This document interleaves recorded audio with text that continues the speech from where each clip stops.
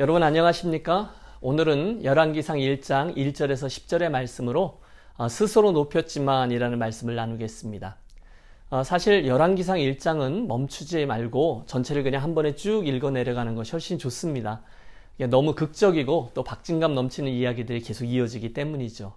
마치 한 편의 사극, 대하 드라마를 보는 것 같아요. 필요한 인물들이 거기 다 등장하거든요. 늙고 병든 왕, 그 왕의 첩, 그리고 왕자들의 암투, 대신들의 줄서기, 그리고 결정적인 순간에 등장하는 대왕 대비마마 등등 모든 요소들이 갖추어져 있습니다. 가장 먼저 세를 규합했던 이는 아도니아 왕자였습니다. 모든 유리한 고지를 다 선점했어요. 그는 왕자들 가운데 가장 연장자였고요. 인물도 좋았습니다. 이미 신하들은 다 포섭해놨고요. 분위기는 이미 그에게로 다 넘어가 있었습니다. 다 그가 왕위를 계승하는 게 바람직하고 무리가 없을 거다라고 생각했습니다. 그러니까 군에 실세했던 요압 장군, 또 성전에 실세했던 아비아달 제사장까지 다 그의 편에 섰던 것이죠.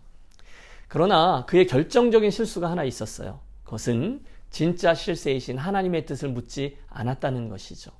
대신에 그는 철저하게 자기의 욕망을 따라 행했습니다. 그리고 처절히 실패합니다. 여러분 객관적으로 이 상황을 한번 바라보세요. 지금은 누가 봐도 그 아도니아가 왕위에 오르는 것이 자연스러웠거든요. 사실 솔로몬의 어머니에게는 분명히 문제가 있었습니다. 아버지였던 다윗과 어머니 밧세바, 불륜으로 시작된 관계 아닙니까? 그 사이에서 태어났던 아기는 하나님의 진노로 죽고 말았습니다. 그러니까 이것저것 따져보면 솔로몬이 왕위에 오르기에는 결격 사유들이 좀 있는 거죠. 결정적으로 솔로몬은 그 당시 너무 많이 어렸습니다. 아니 그런데 무엇이 그의 왕위 계승을 가능케 했을까요? 다른 걸로는 설명이 되지 않아요. 한 가지, 그가 하나님의 눈에 주목을 받은 거죠. 하나님의 마음에 합한 사람이었다는 거죠. 그의 아버지 다윗도 그러지 않았나요? 다윗은요, 하카톤, 말제였습니다. 그의 아버지가 깜빡하고 소개조차 시켜주지 않던 막내였어요. 아무도 그가 왕이 될 거라고 상상하지 못했죠. 단 한 분을 빼놓고는 말입니다. 내가 이새의 아들 다윗을 보니 내 마음에 합한 사람이라. 똑같습니다. 사람들은요, 아도니아를 주목했지만 하나님은 솔로몬을 보신 거죠. 나는 이제 솔로몬을 통해서 이스라엘의 왕위를 잇게 할 거야. 끝! 그래서 그 일촉즉발의 상황에서 하나님의 스토리가 이어지고 있는 거죠. 왕이시여, 저에게 하셨던 약속을 기억하신다면 지금 저 아도니아를 통해서 진행되고 있는 저 왕위 찬탈 음모를 그냥 두시면 안 돼요. 밧세바, 그리고 다윗이 그 이야기를 듣고 행동을 개시합니다. 나다스 선지자 그리고 사독 제사장의 솔로몬을 데리고 기혼 샘물가로 가서 기름을 붓고 그를 왕으로 세웁니다. 백성들은 자연스럽게 그를 따랐고 아도니아를 따랐던 이들은 뿔뿔이 흩어지고 말아요. 자, 여기서 우리가 배우는 점이 있습니다. 바로 하나님, 그분이 주인공이시다라는 사실이에요. 여러분 늘 그분이 주인공이시죠? 출애굽기를 열어보시면요, 이스라엘의 희망이었던 요셉의 죽음 이야기로 시작돼요. 여호수아서를 열면요, 모세의 죽음 이야기로 시작돼요. 사사기서는요, 여호수아의 죽음 이야기로 시작됩니다. 맞아요, 여러분. 이스라엘의 희망이었던 그 당대 최고의 지도자들은 모두 다 한순간 이 세상을 떠납니다. 하지만 하나님의 역사는 아무런 문제 없이 여전히 진행되죠.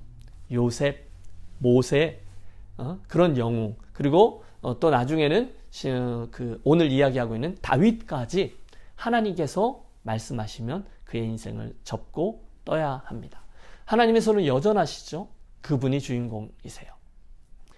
지난 한 해 동안에 우리는 진하게 이 팬데믹의 상황을 겪어왔습니다. 끔찍한 바이러스와의 전쟁, 사실은 아직까지 다 극복하지 못했죠. 자, 이런 상황 중에서 도대체 우리들의 신앙은 어떤 모습을 갖추어야 될까요? 구약학자인 크리스토퍼 라이트는 예레미야서 29장을 묵상하면서 그런 어려운 상황 중에 있는 우리들에게 세 가지를 기억하자라고 권면합니다. 그것들은 각각 새로운 시각, 새로운 사명, 그리고 새로운 소망이에요. 물론 여러분, 우리는 이 바이러스, 팬데믹 공격 뒤에는 우리 사람들이 그동안 저질렀던 어리석음, 부주의 이런 것들이 자리하고 있는 것을 알아요. 환경 문제, 그래서 곧 이것은 인재일 수 있다라는 사실을 봅니다만 우리는 동시에 그 끔찍한 상황 뒤에 있는 우리 하나님의 손길도 함께 보아야 된다는 거죠. 그게 새로운 시각입니다. 예레미야 29장에 보면 그곳에 있는 이들에게 이 땅을 위한 기도의 사명도 주셨어요. 그리고 마지막으로 그러면 내가 너희를 다시 회복하리라 소망의 메시지도 허락하셨습니다. 자, 오늘 본문의 사건을 포함해서 이 모든 이야기들을 다 결론을 내려보면 그분, 우리들의 하나님이신 그분이 역사의 진정한 주인이시라는 사실이죠. 따라서 정작 지혜로운 자는 오늘 우리들의 기도 제목이 될 겁니다. 그분을 놓치지 않고 그분 뒤에 줄 서서 그분의 마음에 합한 인생길을 가는 사람들일 것입니다. 오늘 우리가 아도니아, 솔로몬 그들의 이야기에서 그걸 배웁니다. 그 사실을 기억하고 오늘 하루도 주인공 되시는 하나님 뒤에서 그분을 붙잡고 걸어 나아가 승리하는 저와 여러분이 되시기를 바랍니다.